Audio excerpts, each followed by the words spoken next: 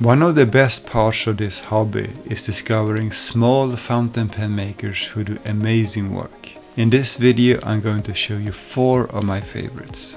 First up is Skogsy Pens, a relative newcomer on the scene, run by a husband and wife team. If you're interested in learning more about them, there's an excellent article over on penaddict.com.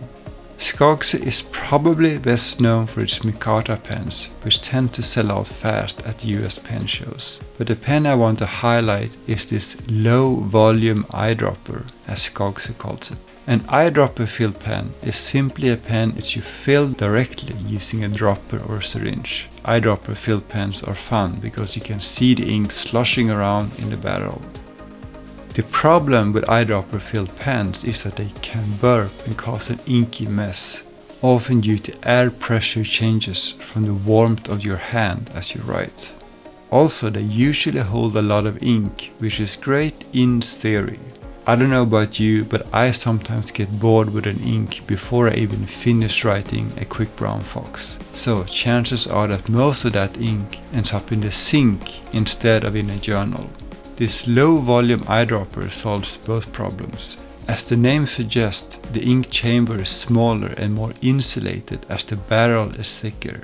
So the risk of burping is dramatically reduced, and the ink capacity is more suitable for frequent ink changers like myself. You still get to see the ink sloshing around in the barrel.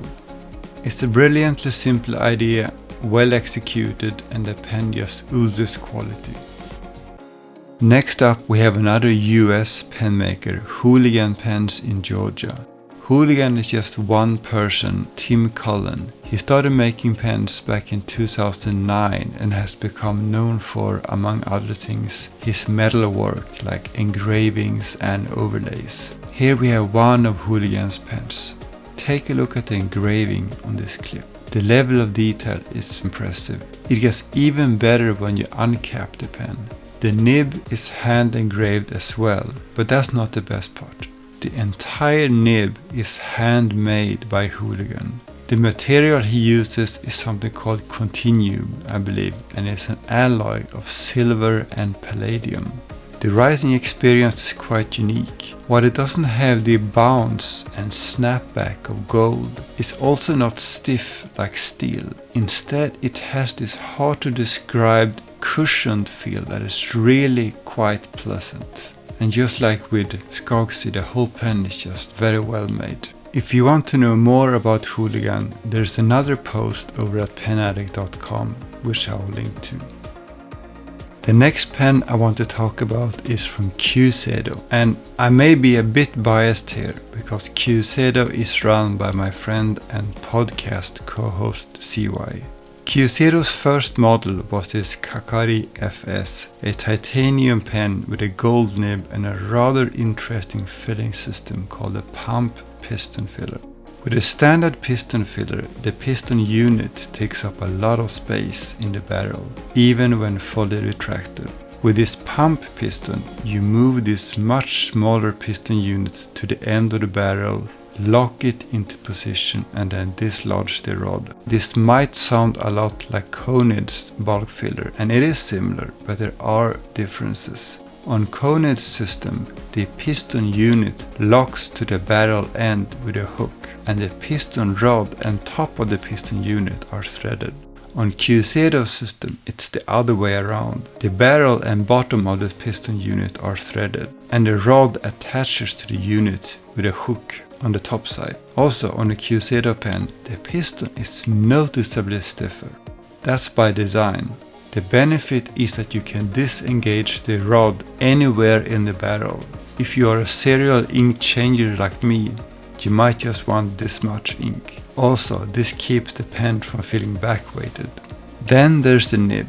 CY is quite an accomplished nib grinder and offers these pens with all kinds of grinds. Mine has a Sankakusen grind, which is CY's take on Nagahara's famous Naginata togi. It's essentially a curved and rounded architect. The idea behind the Naginata Toge was to give the harai stroke, one of the fundamental Japanese handwriting strokes, a more brush-like tapering look. It also adds a touch of flair and line variation to Western handwriting, without the unforgiving sharpness of an architect grind.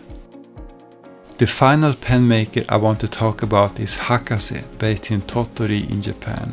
Hakase has been around for close to a century and has a loyal following in both Japan and overseas. The current and third generation owner, Yamamoto Ryo, still makes fountain pens the traditional way with a foot pedal rokuro.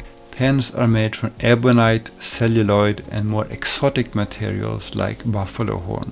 The fit and finish are just beyond perfection.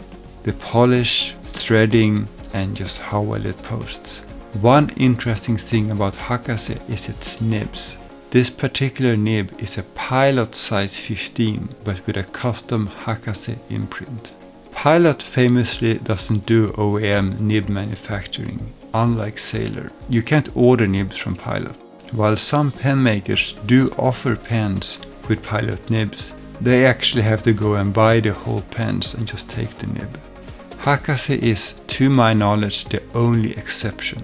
It's not clear to me how that happened, but I imagine someone knew someone long ago, a handshake deal was made, and Pilot still honors that deal to this date. Even though it probably makes no financial sense, as Hakase's production is tiny. It's a bit like how Wagner, the pen club, gets to commission more unique platinum pens than any retailer can dream of, only because the person running this club is friends with Platinum's president.